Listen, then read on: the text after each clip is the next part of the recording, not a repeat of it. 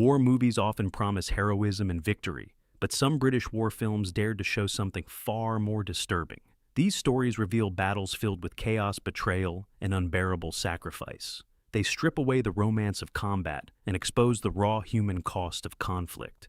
Tonight we count down 14 British war classics whose brutal realism shocked audiences and still feels too intense for many modern viewers. Number 14, Went the Day Well, 1942. In the middle of the Second World War, British audiences expected patriotic war stories that reassured them victory was coming. What they did not expect was a quiet countryside film that slowly turned into one of the most chilling invasion nightmares ever filmed. Nay, It Went the Day Well begins in a peaceful English village where life appears safe and untouched by the war raging across Europe. Then, a group of soldiers arrives claiming to be part of the British Army. The villagers greet them with trust and curiosity, but the truth soon emerges with terrifying clarity. The men are German commandos disguised in British uniforms. Their mission is to capture the village and prepare it for a larger invasion of Britain. What follows shocked audiences in 1942. Civilians are executed without warning. Ordinary villagers fight back with brutal desperation. In one unforgettable scene, a woman calmly kills a soldier with an axe in her own home. Another sequence shows villagers shot in cold blood. For a wartime propaganda film, the violence feels startlingly real. Yet the story suggests that war could arrive suddenly on any quiet street in Britain. Number 13, The Cruel Sea, 1953. The Cruel Sea is widely regarded as one of the most powerful British war films ever made. Yet beneath its reputation as a classic lies a deeply unsettling portrayal of naval warfare during the Battle of the Atlantic. The film follows the crew of a Royal Navy escort ship, whose mission is to protect merchant convoys from German submarines. On paper, the assignment seems straightforward. In reality, it becomes an endless cycle of terror, exhaustion, and impossible decisions. The Atlantic Ocean is portrayed not as a heroic battlefield, but as a cold, unforgiving grave. Ships are torpedoed in the darkness. Survivors cling to burning wreckage and freezing water.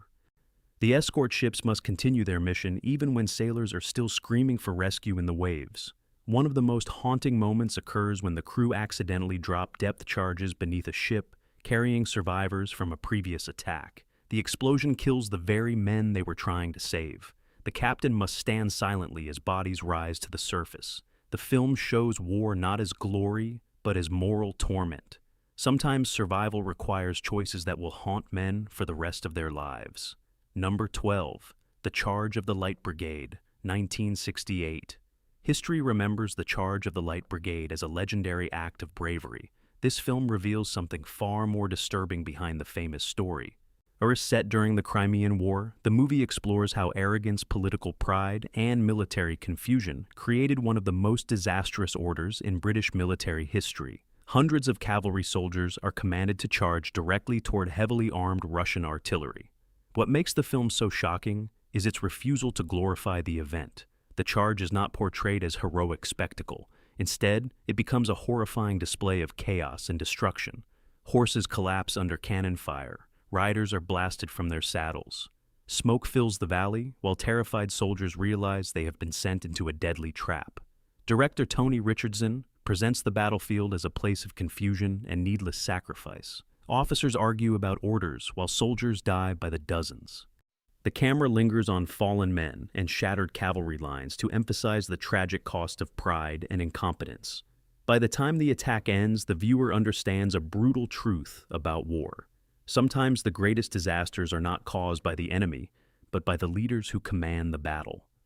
Number 11, The Long Day's Dying, 1968. Unlike traditional war films that rely on explosions and heroic charges, The Long Day's Dying moves in a far quieter direction. The film traps the audience inside the desperate journey of a handful of British soldiers lost in occupied France after the Normandy invasion.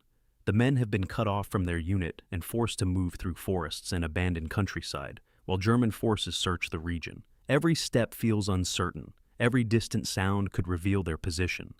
The soldiers advance cautiously through fields, hedgerows, and ruined buildings, hoping to find friendly forces. As the days pass, the pressure begins to reshape the group. Hunger grows worse. Sleep becomes impossible. The men begin to question every decision their leader makes. Even simple conversations feel tense because each soldier knows a mistake could expose them.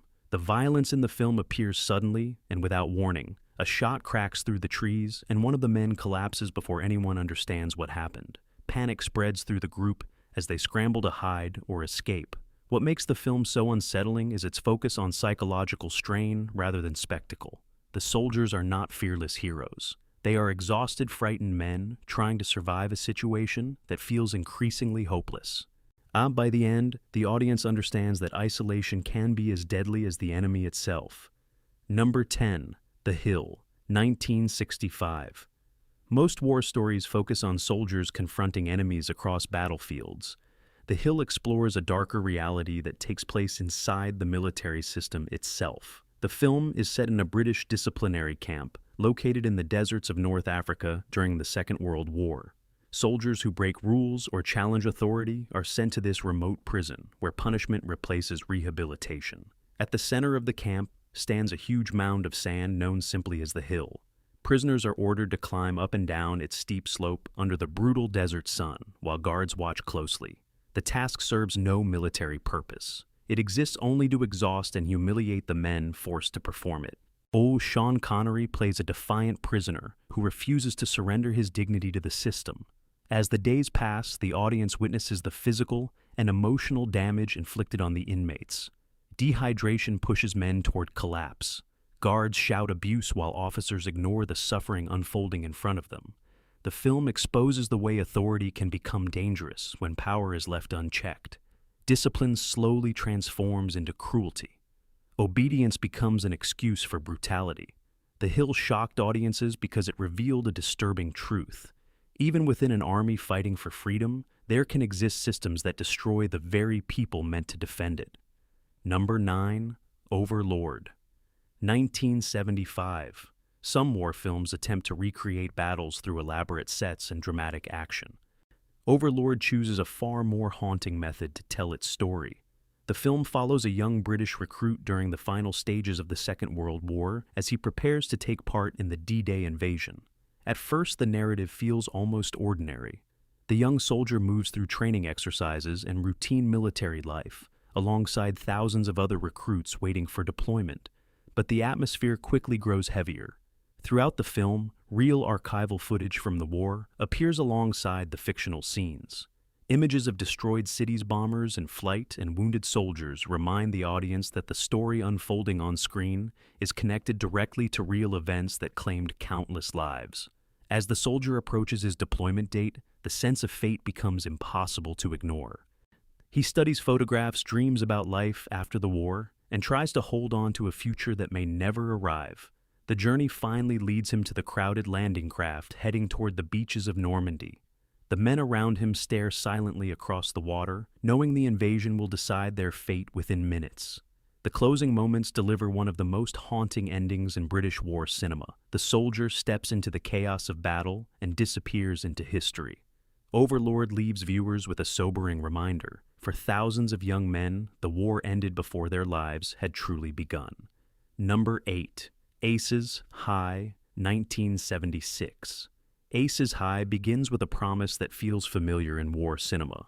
Young pilots gather on a British airfield during the First World War. They joke about glory. They dream about victory. They believe flying will make them legends. But the film quickly dismantles that illusion. Set within the Royal Flying Corps, the story follows newly trained pilots sent into the skies over France. These men are barely adults, yet they command fragile wooden aircraft armed with little more than machine guns and courage. Each mission places them directly in the path of enemy fighters and anti-aircraft fire. What makes the film so disturbing is its brutal honesty about aerial warfare. Dogfights do not resemble heroic duels. Planes burst into flames without warning, pilots fall screaming from burning cockpits. Others vanish in clouds of smoke before their comrades can even react. The emotional weight grows heavier as new pilots arrive to replace the dead. The officers welcome them warmly, knowing that most of them will not survive their first week. One young recruit celebrates his arrival at the squadron only to be killed during his very first mission. The commander, played by Malcolm McDowell, struggles to maintain discipline while quietly understanding the grim reality of his position. Every time he sends pilots into the air, he knows he is sending some of them towards certain death. Aces. High strips away the romantic image of the First World War pilot. The sky becomes a graveyard where courage offers no protection from fate. The film leaves the viewer with a chilling truth. War does not reward bravery. Often, it simply consumes the young men who believed in it. Number 7. The Bofors Gun. 1968.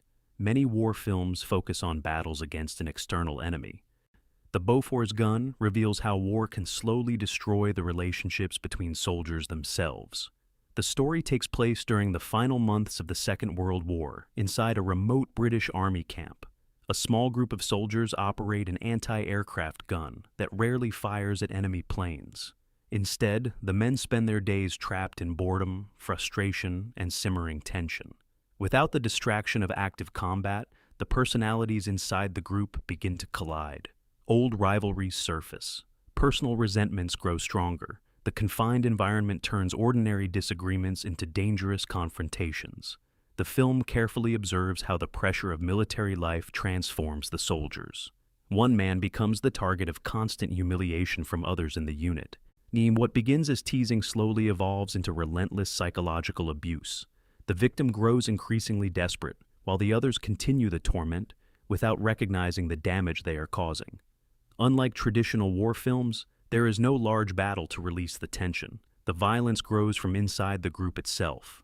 A sudden explosion of rage shatters the fragile balance between the soldiers, and the consequences are devastating.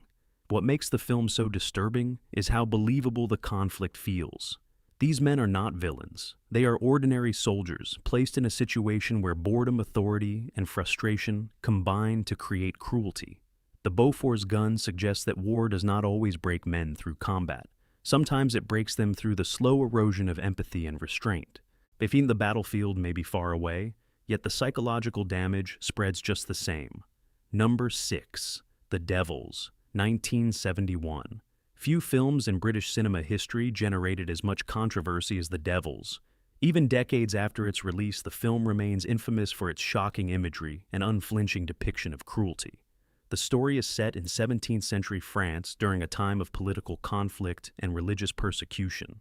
Although not a traditional battlefield film, the story unfolds against the violent backdrop of war and power struggles across Europe.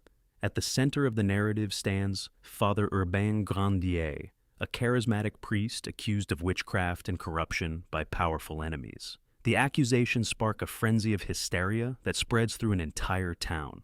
What follows is one of the most disturbing portrayals of institutional brutality ever filmed. Religious authorities conduct grotesque exorcisms that quickly turn into public spectacles of humiliation and torture.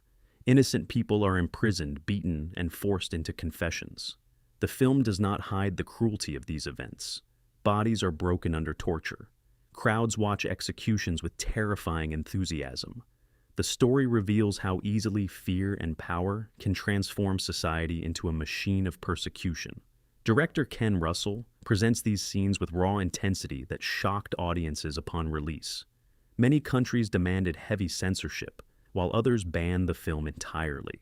The Devils remains controversial because it refuses to soften the violence of fanaticism and authority. Instead, it exposes how institutions meant to guide society can become instruments of destruction. Watching the film today still feels unsettling. It reminds us that the most terrifying violence in history has often been carried out in the name of faith, justice, or order. Number 5. The Battle of Britain, 1969.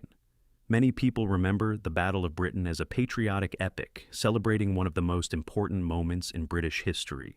The film recreates the desperate air war of 1940, when the Royal Air Force defended Britain against the German Luftwaffe.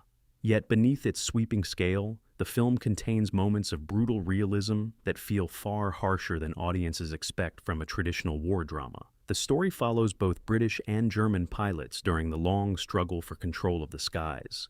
Young airmen climb into their fighters day after day, knowing that the next mission could easily be their last.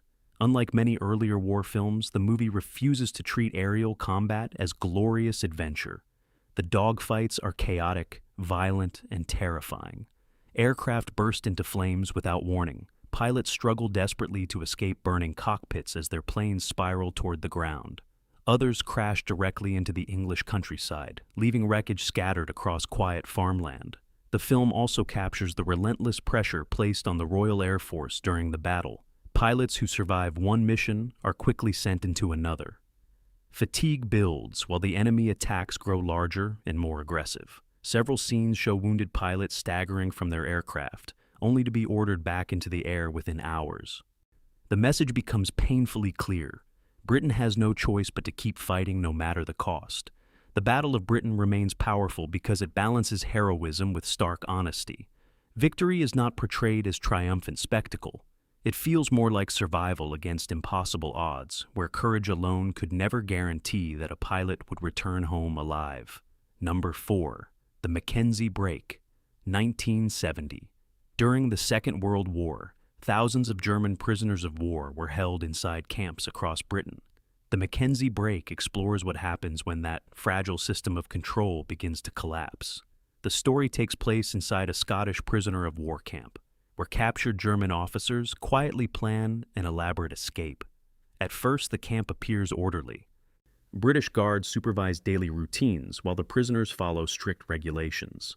But beneath the surface, tension grows quickly. The German officers believe they remain soldiers of the Third Reich, even while imprisoned. They secretly organize resistance and prepare a daring escape that could return them to active service. Opposing them is the camp commandant, played by Brian Keith. He understands the danger these men represent and refuses to treat them as harmless captives. His methods become increasingly harsh as he attempts to break the prisoners' discipline. The conflict between guards and prisoners slowly intensifies. Interrogations grow violent. Escape attempts lead to deadly confrontations. The calm structure of the camp begins to unravel as both sides push the limits of control. Oh, what makes the film so disturbing is how quickly the situation descends into brutality. Prisoners who fail to obey orders are beaten. Guards struggle to maintain authority as fear spreads throughout the camp.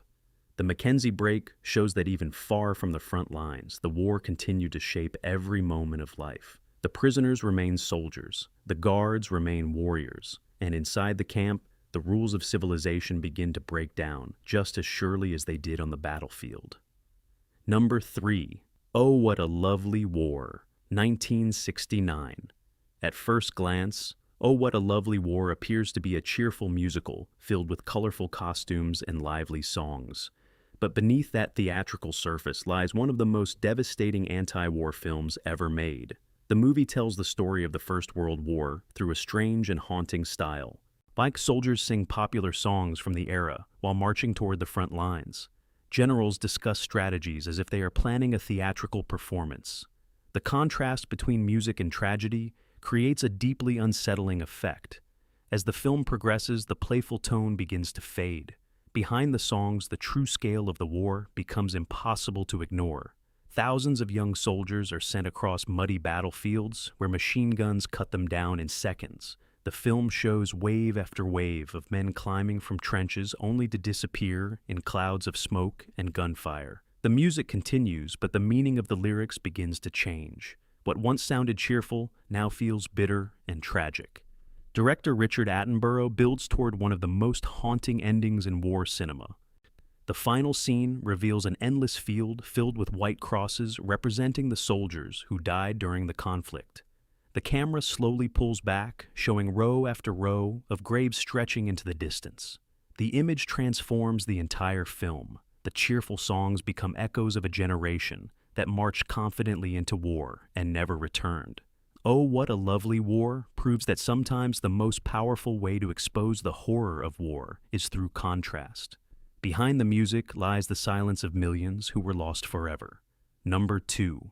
The Wild Geese, 1978.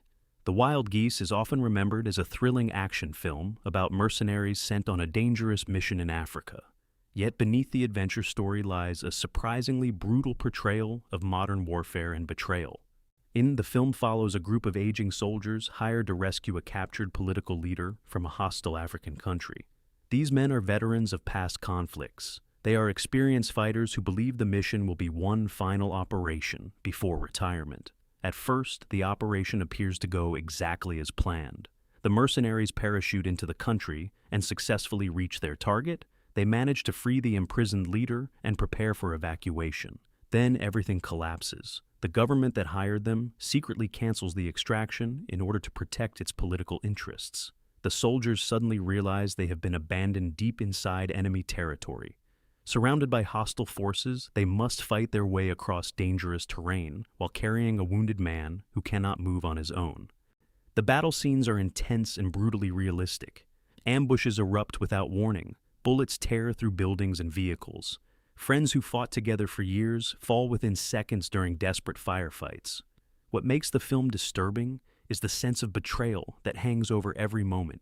These men are not fighting for victory or ideology. They are fighting simply to survive after being sacrificed by the people who sent them there. The Wild Geese shows a different face of war, one where loyalty among soldiers is often stronger than loyalty from the leaders who command them. Number 1. Kajaki, 2014. Few modern war films have shocked audiences as deeply as Kajaki. Based on a true story from the war in Afghanistan, the film recreates one of the most terrifying situations soldiers can face. A small group of British paratroopers are stationed near the Kajaki Dam, where they patrol the surrounding desert landscape. The mission seems routine at first. The soldiers joke with one another and scan the area for insurgent activity. Then everything changes in a single moment. One of the soldiers steps on a hidden landmine. The explosion tears away part of his leg and leaves him screaming in agony. As the others rush to help, they make a horrifying discovery. The entire area is filled with buried mines left behind from earlier conflicts. Every step could trigger another explosion. Soon several more soldiers are injured while trying to rescue their friend. The group becomes trapped in the middle of a deadly minefield, unable to move without risking another blast. What follows is almost unbearable to watch. The wounded men lie in the scorching heat while their comrades attempt to keep them alive. Medics struggle to stop the bleeding while helicopters attempt to reach them. The film refuses to look away from the physical and emotional horror of the situation.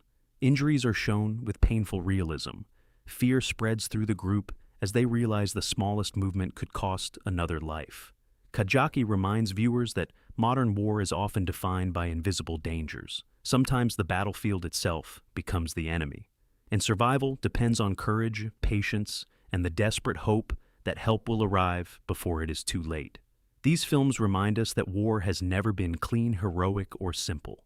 British cinema often chose honesty over comfort, showing the fierce sacrifice and tragedy behind every battle. If this list surprised you, let us know in the comments and subscribe for more forgotten films, powerful stories, and hidden classics from history.